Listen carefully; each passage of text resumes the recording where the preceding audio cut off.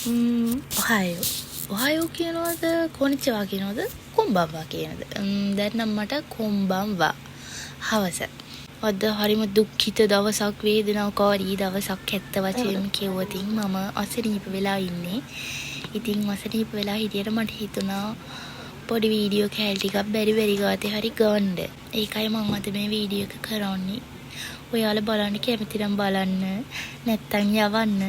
මේ වීඩියෝ කරන දවසේ නම් ටිකක් විතර සනීප වෙලා ඊට කලින් දවසේ මාව ඉස්කෝලේ නොක් ගෙදර යවුණා වැඩි කියලා හොඳට. ඊට පස්සේ ඒත් මම එදා වැඩටත් ගියා. ඉතින් මෙහි ඉන්නවා කියන්නේ ඉතින් ලෙඩ කියන්නේ ඉතින් ගණන් ගන්න නැති දෙයක් වගේනේ.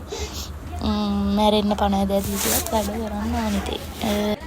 ඇත්තටම ඉතින් මේ ජපානයේ දැන් YouTube එකේ වුණත් වීඩියෝ දැක්කහම ඇත්තටම තියෙන හරි ලස්සන සුන්දර ජීවිත වගේ ඉතින් මමත් ඇත්තටම ස්ටුඩන්ට් වීසා එන්න හේතුව ওই වීඩියෝස් බලලා මේ වගේ ලස්සන දැකලා තමයි ඒ කියන්නේ ඒ වගේ ජීවත් වෙන්න ආස හිතුණ තනියම.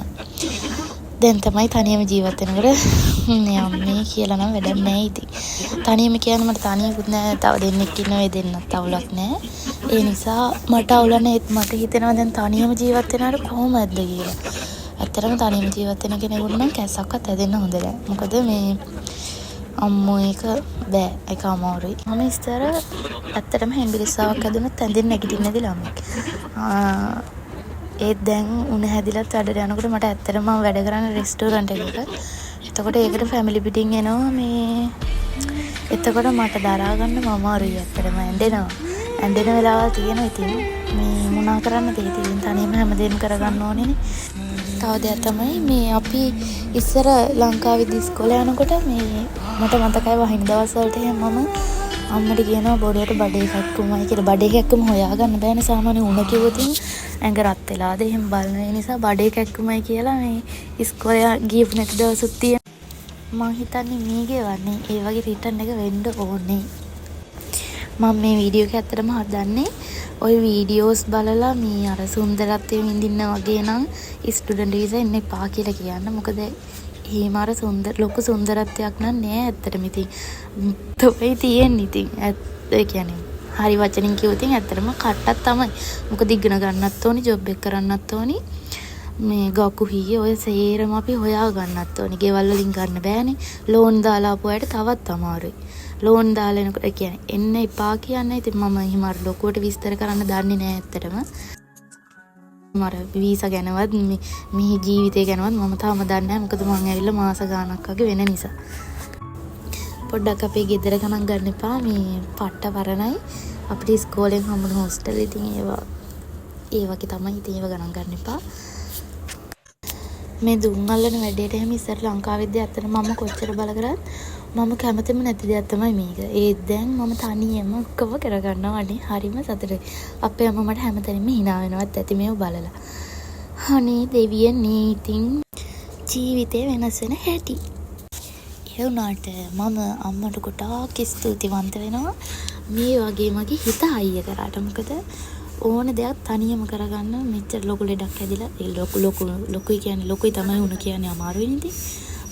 මේ වගේ ලෙඩකට මේ වගේ හිත හයිය විදියට මුණ දෙන්න මගේ හිත හයිය කළා මාව හැදුවට ඔයාට ගොඩාක් ස්තුතියි. ගොඩාක් ආදරේ අම්මටයි තාත්තටයි දෙන්නටම. පොඩි වෙලාවක් නිදාගත්තා. ඔන්න නැගිට්ටා. දැන් ඉතින් ලෑස්ති වෙන්න ඕන. ගම්පත්තේ යමු වැඩට. කොෆි එකක් බීලා ජවය ශක්තිය සේරම ගන්න පුළුවන් දේවල් ටික අරගෙන යමු අපි වැඩ කරන්න. බලය ජවය ශක්තිය කිව්වට ඇත්තටම පණ නෑ. අද උගුර ගන්න දෙයක් නෑ. කතා කරගන්න බෑ. මම මේ වීඩියෝ එක කරන දවසේ නෙවෙයි වොයිස් එක කරන්නේ. ඊට පස්සේ දවසේ කොහොම හරි කෙල්ල ගම්පත්තේ බෙහෙත් කරලා ලෙඩේ නම් සනීප කරගත්ත දවස් 2-3 වගේ. මේ කරුවල උනාට වෙලාව 5:00 විතර වගේ. අද දවසේ පැය 4ක් වැඩ කරන්න ඕනේ. 6-10. 4ක් නේ 10 ඉන්න 10 4ක් නේ. පැය 10ක්. ඉතින් ওই 10 වැඩ කරනවා කියන්නේ මැරෙනවා. රෙස්ටෝරන්ට් වල වැඩ කරන අය දන්නවනේ කොහොමද වැඩ කරන්න ඕනේ කියලා. මරවනවා. අනේ අම්මේ ඉතින් කමක් නැහැ දුකක් නැහැ. ඔක්කනේ සල්ලි එනවනේ. ඒ ඇති.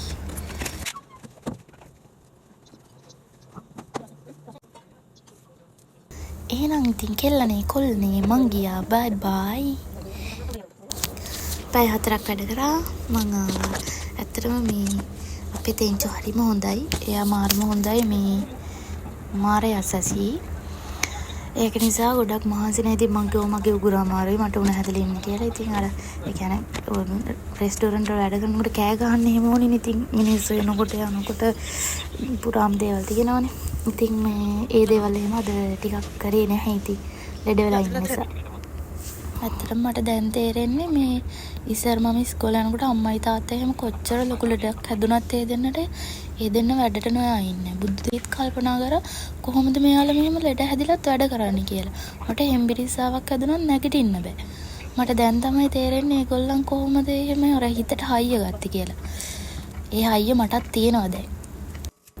ඉස්සර නම් උණ හැදුනම අම්මා හතර දෙනවා රසට. කියන්නේ සැරට කන්නමට සැරට කන්න ඕනේ. උණ හැදුනම සැරට කන්න ඕනේ. පළතුරු කන්න ඕනේ. මම හදාගත්තට මට ඒක සෙට් වෙන්නේ නැහැ ඇත්තටම. කෑම. මට මතක් වෙන ඔයාලව ගොඩක්. කනශී. හොන්තුනි කනශී. සබිෂී. තොතෙම සබිෂී වතෂිනි. එක්සෑම් කටේ තියන් උණ හැදුනම කොහොමද සැප? මේ තියෙන මම හදපු කෑමක මේක ලස්සන වුණාට මට ඇත්තටම රස නැහැ. මේ රස දැනෙන්නේ නැහැ. මොනෝ කරන්න දෙත් කෑවා. දුම් අල්ලමු අපි දුම් අල්ලමු ආයෙත් අල්ලමු. ඇඟේ තියෙන අමාරුවට එතනම පත බෑ වුණා ඉතින්. Sorry darling. ඔය ඔක්කොම වැඩ ටික කරලා ඉවරනකොට වෙලාව මෙන්න මෙච්චර. 1:36යි. දැන් ඉතින් පාඩම් කරන්න ගියොත් මං හෙට උදේ වෙද්දි මැරිලා තියෙයි. ඒ නිසා මං නිදිනවා. good night. bye bye. Umma, bye bye umma. Umma. Track panel ini gana-gana pa.